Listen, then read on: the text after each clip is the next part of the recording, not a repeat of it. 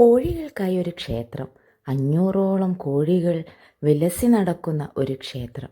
അത്ഭുതം തോന്നുന്നുണ്ടോ? എനിക്കും ആദ്യം ഇത് കണ്ടപ്പോൾ അത്ഭുതം തോന്നി. Welcome back to travel and thoughts. ആദ്യമായി കാണുന്നവരുണ്ടെങ്കിൽ ഒന്ന് സബ്സ്ക്രൈബ് ചെയ്യാൻ മറക്കരുത്. ലൈക്ക് ചെയ്യുകയും നിങ്ങളുടെ അഭിപ്രായങ്ങൾ കമൻ്റ് രൂപത്തിൽ എന്നെ അറിയിക്കുകയും വേണം. അതാണ് എനിക്ക് മുന്നോട്ട് പോകാനുള്ള പ്രചോദനം. ഇത് പഴയന്നൂർ ഭഗവതി ക്ഷേത്രം, തൃശ്ശൂരാണ് ഇത് സ്ഥിതി ചെയ്യുന്നത്. ആദ്യം ഇതൊരു ഭഗവതി ക്ഷേത്രം മാത്രമാണ് എന്ന രീതിയിലാണ് ഞാൻ ഇവിടെ എത്തിയത്. പക്ഷേ ഇവിടെ എത്തിയപ്പോഴാണ് ഇതിന് മറ്റൊരു പേര് കൂടി ഉണ്ടെന്ന് ഞാൻ അറിഞ്ഞത്. കോഴി ക്ഷേത്രം അല്ലെങ്കിൽ റൂസ്റ്റർ ടെമ്പിൾ എന്നും മറ്റൊരു പേര് ഇതിനുണ്ട്. ശരിക്കും ഞാൻ അത്ഭുതപ്പെട്ടു. ഈ ക്ഷേത്രത്തിൻ്റെ പുറത്ത് നിന്ന് തന്നെ ഞാൻ കാണുന്ന കാഴ്ച പൂവൻകോഴികളെയായിരുന്നു. നിറയെ പൂവൻകോഴികൾ ക്ഷേത്രത്തിൻ്റെ പുറത്തുണ്ടായിരുന്നു. ആദ്യം ഞാൻ കരുതിയത് ക്ഷേത്രത്തിൻ്റെ പുറത്ത് മാത്രമാണ് കോഴികൾ ഉണ്ടാവുക എന്നാണ്. പക്ഷേ ക്ഷേത്രത്തിൻ്റെ അകത്ത് കയറിയപ്പോൾ ഞാൻ അതിലേറെ അത്ഭുതത്തോടെ ഞെട്ടി. ഞാൻ ആദ്യമായിട്ടാണ് ഇങ്ങനെയൊരു ക്ഷേത്രം കാണുന്നത്.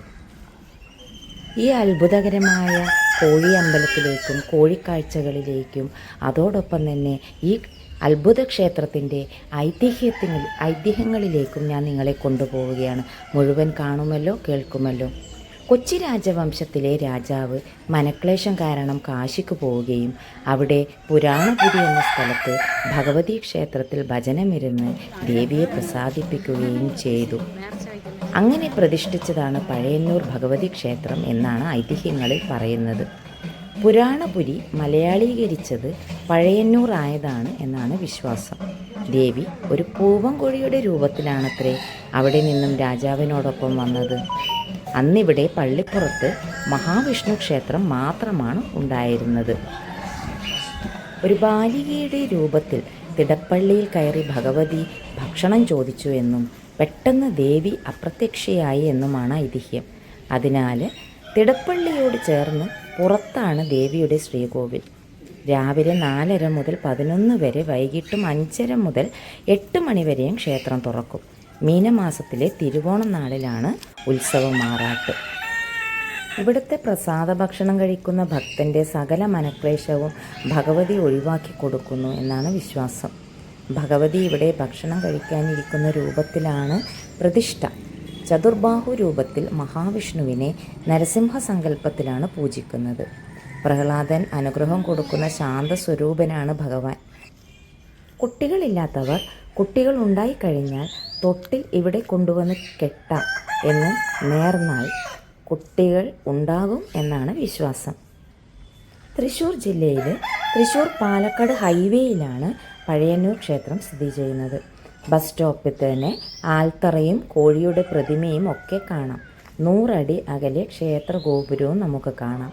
കോഴികളെ പറപ്പിക്കലും കോഴിക്ക് അരി നൽകലും ഇവിടുത്തെ പ്രധാന വഴിപാടാണ്. പൂവൻകോഴികളെ ക്ഷേത്ര പരിസരത്തും മതിലിനകത്തും നിറയെ കാണാട്ടോ. ഇവിടെ കോഴിക്ക് അശുദ്ധിയൊന്നുമില്ല. കൂകി തുടങ്ങുന്നതിന് മുമ്പ് തന്നെ കോഴിയെ സമർപ്പിക്കണം. ഇവിടെ കോഴിയെ ലേലം വിളിച്ച് കൊടുക്കുകയൊന്നുമില്ല. ഞാൻ അതൊക്കെ അവിടെ അന്വേഷിച്ചു. അവർ ഈ കോഴികളെ എന്ത് ചെയ്യുമെന്ന് ചോദിച്ചപ്പോൾ അതിനെ ഒന്നും ചെയ്യില്ലെന്നും തീറ്റ കൊടുത്ത് വളർത്തുമെന്നും കുറേ പ്രായമായി കഴിഞ്ഞാൽ അത് തനിയെ തന്നെ ചത്തുപോകാറാണ് പതിവ് എന്നുമാണ് അവർ എന്നോട് പറഞ്ഞത്. ക്ഷേത്രത്തിൻ്റെ 3 ഭാഗത്തും കുളമുണ്ട് കേട്ടോ. ഈ ക്ഷേത്രത്തിൽ വരുന്നവർ ഇവിടെ അടുത്തുള്ള വേട്ടക്കാരൻ ക്ഷേത്രം, അതായത് ശിവക്ഷേത്രം കൂടി ദർശനം നടത്തിയാലേ ദർശനം പൂർത്തിയാകൂ എന്നാണ് വിശ്വാസം. പഴയന്നൂർ ഭഗവതി എന്ന് പറയുന്നത് കൊച്ചി രാജകുടുംബത്തിൻ്റെ പരദേവതയാണ് കേട്ടോ. ക്ഷേത്രത്തിൽ വരുന്ന ഭക്തർക്ക് ഇവിടെ നിന്നും തീർത്ഥം നൽകുന്ന പതിവ് പണ്ട് മുതൽക്കേ ഇല്ലത്രേ. ക്ഷേത്രത്തിനകത്ത് കയറിയ ഞാൻ നിറയെ കോഴികളെ കണ്ട് ഞെട്ടി എന്ന് ഞാൻ നേരത്തെ പറഞ്ഞല്ലോ. ഇവിടെ എവിടെ നോക്കിയാലും കോഴികൾ തന്നെയായിരുന്നു, പൂവൻകോഴികൾ. ഞങ്ങൾ നടക്കുന്ന ഭാഗത്തൊക്കെ കോഴിക്കാഷ്ടങ്ങൾ നിറയെ ഉണ്ടായിരുന്നു. നമ്മൾ അതൊക്കെ ചവിട്ടുന്നുമുണ്ട്. പക്ഷേ ദീർഘകാലത്തെ കോഴിക്കാഷ്ടമൊന്നും ഞാൻ അവിടെ കണ്ടില്ല. അതിൽ നിന്ന് ഞാൻ മനസ്സിലാക്കിയത് ഇവിടെ കൃത്യമായിട്ട് ക്ലീനിങ് നടക്കുന്നുണ്ട് എന്നുള്ളതാണ്. ഇത് നിങ്ങൾക്കിവിടെ കാണാൻ സാധിക്കും. വിളക്ക് കത്തിക്കുന്ന സ്ഥലങ്ങളിലും ചുറ്റമ്പലത്തിലും പിന്നെ വിളക്കിൻ്റെ മുകളിലും എല്ലായിടത്തും ആരും ഒരു ശല്യവും ചെയ്യാതെ പൂവൻകോഴികളായിരുന്നു. ഇവിടെ ഇതിനകത്ത് കയറുമ്പോൾ തന്നെ പൂവൻകോഴികളുടെ കൂവൽ നമുക്ക് നന്നായിട്ട് കേൾക്കാമായിരുന്നു.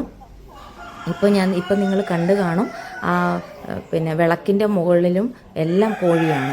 ഇതിനകത്ത് പ്രവേശിക്കുമ്പോൾ വീഡിയോ എടുക്കുന്നത് ശരിയല്ലാത്തതിനാൽ ഞാൻ അകത്ത് വീഡിയോ എടുത്തിട്ടില്ല. പക്ഷേ ഇവിടെ പുറത്ത് നിന്ന് തന്നെ അകത്തേക്ക് ഞാൻ നോക്കുമ്പോൾ അകത്തും എല്ലാം കോഴികൾ ഉണ്ടായിരുന്നു. ചുറ്റമ്പലത്തിൻ്റെ ഉള്ളിലേക്ക് കയറുമ്പോഴും അതിനകത്തും കോഴികൾ, ശ്രീകോവിലിനകത്ത് പോലും ഞാൻ കോഴികളെ കണ്ടു എന്നുള്ളതാണ് ഏറ്റവും അത്ഭുതപ്പെടുത്തിയൊരു കാര്യം. എന്ന് വെച്ചാൽ ഇതിനെ ആരും ആട്ടിപ്പായിക്കുകയോ തെളിച്ചോടിക്കുകയോ ഒന്നും ചെയ്യില്ല എന്ന് മനസ്സിലാക്കാൻ നമുക്ക് സാധിക്കുന്നുണ്ട്. 500-ലേറെ വർഷം പഴക്കമുള്ള ക്ഷേത്രമാണിത് കേട്ടോ. ആദ്യം ഇവിടെ വിഷ്ണു ക്ഷേത്രം മാത്രമേ ഉണ്ടായിരുന്നുള്ളൂ. പള്ളിപ്പുറം ക്ഷേത്രം എന്നായിരുന്നു അന്ന് പേര്. തന്മൂലം പള്ളിപ്പുറത്തപ്പൻ എന്നാണ് ഭഗവാൻ ഇന്നും അറിയപ്പെടുന്നത്. പെരുമ്പടപ്പ് സ്വരൂപത്തിലെ ഒരു രാജാവ് കാശിയിലെ പുരാണപുരിയിൽ നിന്ന് ഭഗവതിയെ ഭജിച്ച് ആദ്യം വിഷ്ണു ക്ഷേത്രത്തിനടുത്തുള്ള അരയാൽ തറയിലും പിന്നീട് ക്ഷേത്രത്തിൻ്റെ തിടപ്പള്ളിയിലും കൊണ്ടുവന്ന് പ്രതിഷ്ഠിച്ചു. അങ്ങനെയാണ് ഐതിഹ്യം. ഞാൻ നേരത്തെ അത് സൂചിപ്പിച്ചു. ഈ ഉപദേവതയ്ക്കാണ് പിന്നീട് വിഷ്ണുവിനോടൊപ്പം പ്രാധാന്യം ലഭിച്ചത്. ഭഗവതിക്ക് പ്രാധാന്യം ലഭിച്ചപ്പോൾ സ്ഥലനാമവും പുരാണപുരി എന്നായി. അത് പിന്നീട് മലയാളീകരിച്ചാണ് പഴയന്നൂർ എന്നായി മാറിയത്. ഭഗവതി ആദ്യമായി രാജാവിനോടൊപ്പം വന്നത് ഒരു പൂവൻകോഴിയുടെ രൂപത്തിലായിരുന്നു എന്നാണ് വിശ്വാസം കേട്ടോ. അതുകൊണ്ട് തന്നെ ക്ഷേത്രത്തിൽ പൂവൻകോഴി വളർത്തൽ ഒരു പ്രധാന വഴിപാടായി മാറി. പിൽക്കാലത്ത് കൊച്ചി രാജകുടുംബത്തിൻ്റെ പ്രധാന പരദേവതകളിലൊന്നായി മാറി ഈ പഴയന്നൂരമ്മ. കൊച്ചിക്കടുത്ത് മട്ടാഞ്ചേരിയിലും ഇങ്ങനെയൊരു ക്ഷേത്രമുണ്ട്.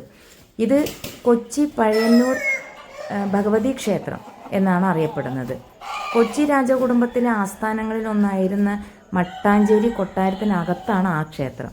പഴയന്നൂരിലേതുപോലെ തന്നെ അവിടെയും അടുത്ത് തന്നെ ഒരു ശിവക്ഷേത്രവും ഉണ്ട്. നിത്യേന 5 പൂജകളും 3 ശീവേലികളുമുള്ള മഹാക്ഷേത്രമാണ് ഈ കാണുന്ന പഴയന്നൂർ ഭഗവതി ക്ഷേത്രം. പുലർച്ചെ 5 മണിക്ക് നട തുറക്കുന്നു. ആദ്യം നിർമ്മാല്യ ദർശനമാണ്.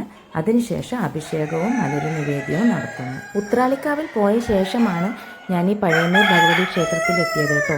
ഉത്രാളിക്കാവിൽ പോയപ്പോൾ അവിടെ നിന്ന് ഒരു ആൾ അറിഞ്ഞിട്ടാണ് ഞാൻ ഈ ക്ഷേത്രത്തിലേക്ക് എത്തുന്നത്. ഇവിടെ എത്തുന്നത് വരെയും ഇത് ഇത്രയും എനിക്ക് ഒരു അത്ഭുതകരമായിട്ട് മാറുമെന്ന് ഞാൻ ഒട്ടും പ്രതീക്ഷിച്ചില്ല. ശരിക്കും അത്ഭുതപ്പെടുത്തുന്ന ഒരു ക്ഷേത്രം തന്നെയായിരുന്നു ഇത്. അതുകൊണ്ട് തന്നെ തൃശ്ശൂർ ജില്ലയിലെ ക്ഷേത്രങ്ങൾ സന്ദർശിക്കുന്നവരുണ്ടെങ്കിൽ ഈ ക്ഷേത്രം വിട്ടുപോകാതെ കാണേണ്ട ഒരു ക്ഷേത്രം തന്നെയാണ്.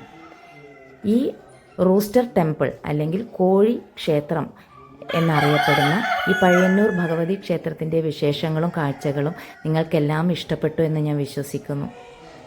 മറ്റൊരു വീഡിയോയുമായി ഉടനെ ഞാൻ വരുന്നതാണ്. അതുവരെ take care. Bye. See U.